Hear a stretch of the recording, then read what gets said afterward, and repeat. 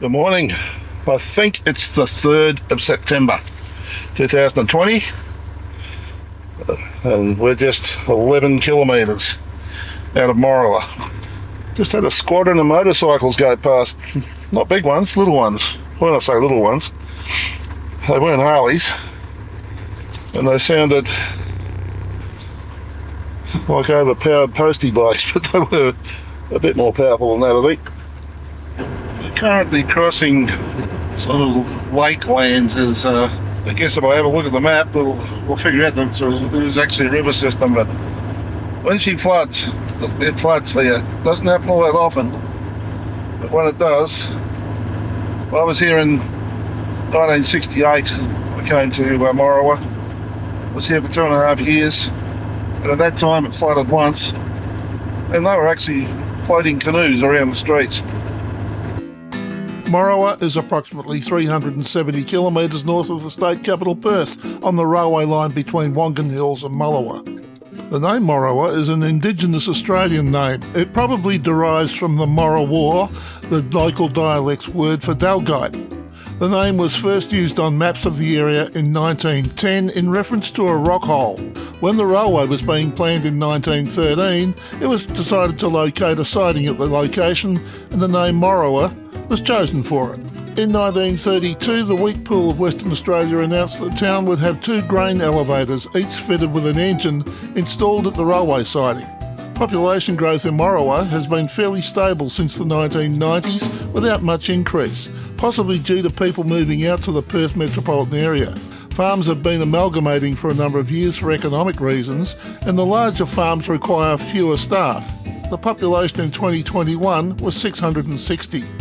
Morawa is primarily a farming town and supports a range of farming activities including wheat, sheep, cattle and sandalwood. The town is a receivable site for the cooperative bulk handling.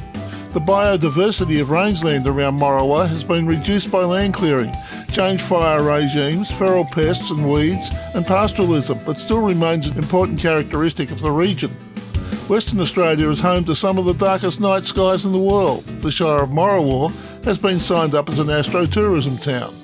Morawa has a significant mining history, being the original site in which the first iron ore was mined and exported from Australia. 5.1 million tonnes of hematite iron ore was taken from the Kulanuka Hills mine between 1966 and 1974. During 1965 and 66, the design and construction of the mine facilities at Kulanuka, railway spur line, powerhouse, housing at Morawa and the shiploading facilities at Geraldton were completed. The first cargo iron ore from Australia left Geraldton for Japan on March 16, 1966.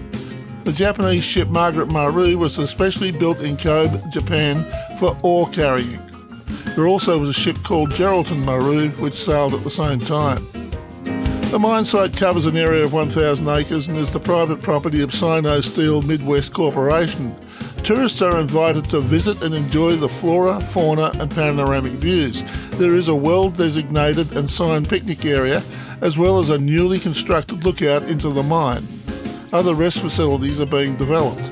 In season, you will see an abundance of flora, including species of everlastings, eremophilias, melaleucas, grevilleas, acacias, orchids and numerous other varieties.